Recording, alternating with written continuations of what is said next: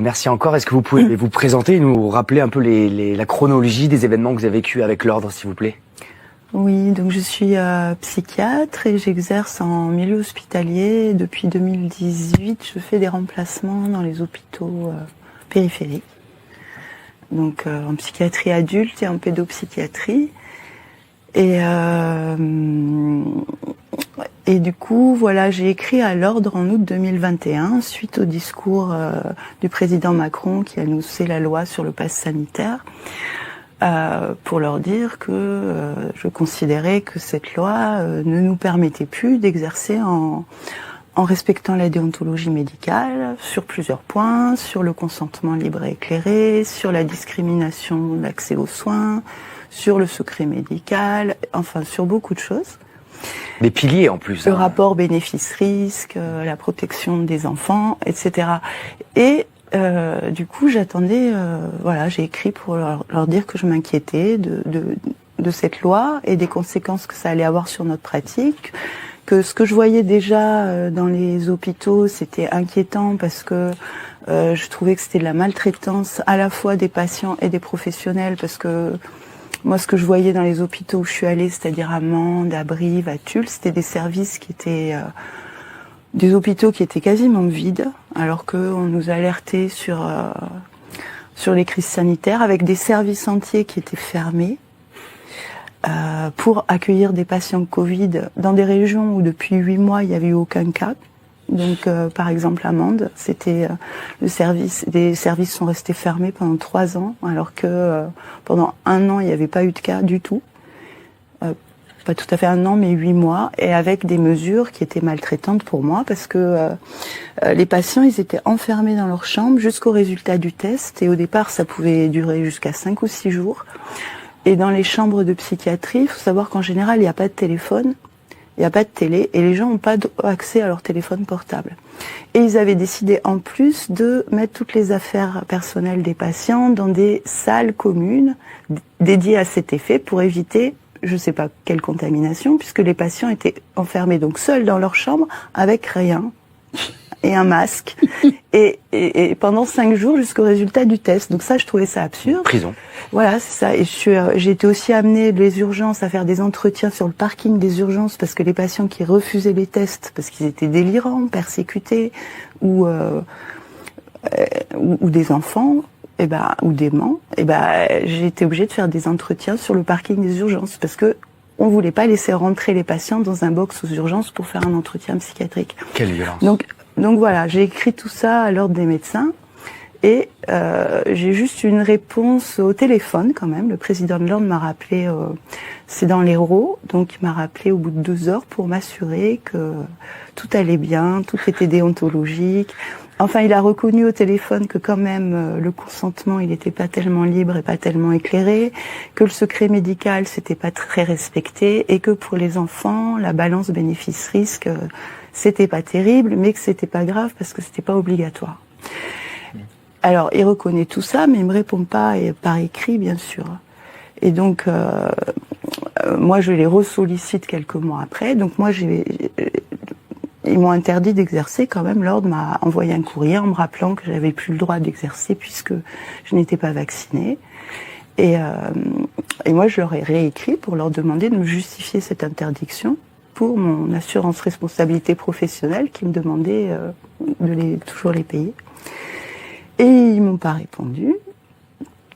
Donc, au bout de 3 lettres où ils m'ont pas répondu, je leur ai envoyé un petit courrier où j'étais un peu énervée, et je leur rappelais donc la première création de l'ordre qui était en octobre 1940, et où l'ordre avait été chargé de faire le tri entre les médecins juifs et les médecins non juifs et les médecins étrangers. Et donc je leur rappelais que finalement ils étaient en train de faire la même chose que leur création initiale, c'est-à-dire choisir quel médecin avait le droit ou non d'exercer. Et là, effectivement, ça leur a pas plu. Ils m'ont répondu en me convoquant à une audition en avril 2022, où je suis venue accompagnée par une consoeur qui devait me défendre, mais qui n'a pas eu le droit d'entrer parce que c'était une discussion amicale et confraternelle, soi-disant. Et à l'issue de cette discussion amicale et confraternelle, le Conseil de l'Hérault a porté plainte contre moi pour infraction à plusieurs articles de la déontologie, entre autres l'article défaut d'hygiène et de prophylaxie, manque de concours à une mesure de protection de la santé publique, défaut de confraternité, manque de mesures dans l'information au public et je sais plus. Oui, tirer dans le jeu de cartes, quoi. Voilà, c'est ça. Voilà.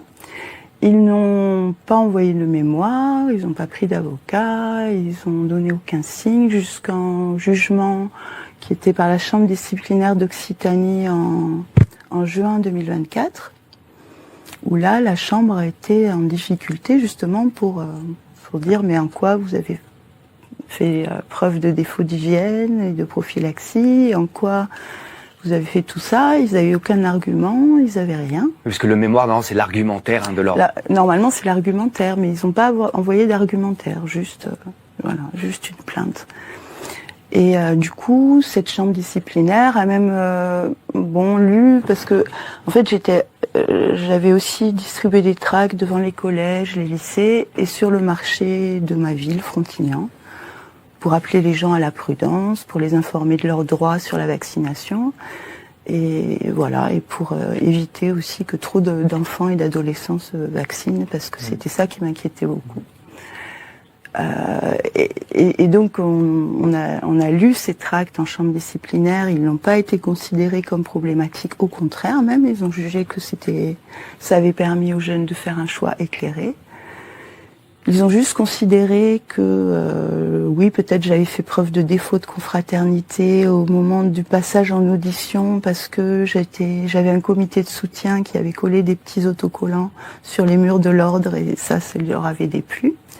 Mais pour tout le reste, ils n'ont pas suivi les plaintes du conseil départemental. Et j'ai eu un simple avertissement, ce qui n'a pas plu au conseil départemental, qui a fait appel de cette décision en argumentant que j'avais commis des infractions graves et que l'absence de sanction n'était pas acceptable pour eux. Voilà. Et j'attends toujours de savoir quelles sont les infractions graves que j'ai commises. Donc voilà, je vais passer en appel devant le Conseil national de l'ordre, je sais pas quand. La procédure est très longue au final, depuis la... Alors la procédure pour la première fois a été longue, puisqu'entre l'audition et le passage à la chambre disciplinaire, ça a pris 2 ans, un peu plus de 2 ans. Et vous n'avez pas encore la date Et je n'ai pas encore la date de l'appel, oui. Pour l'instant, je pense que l'ordre des médecins, de ce que je vois, ça défend surtout les intérêts de certains médecins, et même contre les patients, ça défend pas vraiment les patients. Voilà. Donc... oui, je pense que ce serait vraiment d'utilité, de salubrité publique de faire ça. Et puis, une action à faire, déjà, moi, je trouve que ce serait de faire connaître ce qui se passe, parce que c'est l'omerta absolue. Personne ne sait que les médecins sont poursuivis, que ça continue encore, que les sanctions continuent à tomber. Et d'ailleurs, l'ordre refuse de communiquer les chiffres, le nombre de personnes qui sont traduites en justice ordinale pour non-respect de la politique sanitaire du gouvernement. Il refuse de communiquer les chiffres alors que c'est une obligation. C'est une obligation de publicité des décisions de justice. Mais ils ne respectent pas cette obligation en disant qu'ils n'ont pas les informations, ce qui est quand même absolument incroyable, puisque toutes les chambres régionales sont obligées de transmettre leurs décisions à la Chambre nationale, et la Chambre nationale a le culot de dire qu'elle n'est pas au courant des décisions de justice des chambres régionales, ce qui est quand même incroyable. Et voilà. Donc moi, je fais appel à tous les médecins, qui soient poursuivis ou pas poursuivis, à se manifester auprès de leur ordre départemental pour connaître la vérité sur ce qui se passe exactement. Voilà. Je voulais rappeler aussi, à titre personnel, en préparant l'émission, j'ai appris que votre maison dans votre département avait brûlé pour des raisons inconnues. On spéculera sur rien, mais je sais que vos enfants ont lancé une cagnotte pour vous soutenir aussi, parce que vous avez perdu tout un projet d'aménagement proche de la nature, en autonomie, avec un grand jardin, et c'est quelque chose de dramatique que vous avez vécu. Donc ces émissions, elles sont là à la fois pour alerter, à la fois pour soutenir les docteurs sincères qui font leur métier, qui ont le courage de prendre des risques et d'avoir des conséquences par rapport à leur liberté de parole et à leur aux valeurs qu'ils essaient d'incarner en tant que médecin. Donc voilà, je mettrai un lien sous la vidéo pour vous soutenir aussi et on va rappeler aussi les différents collectifs de soutien qui sont autour de vous.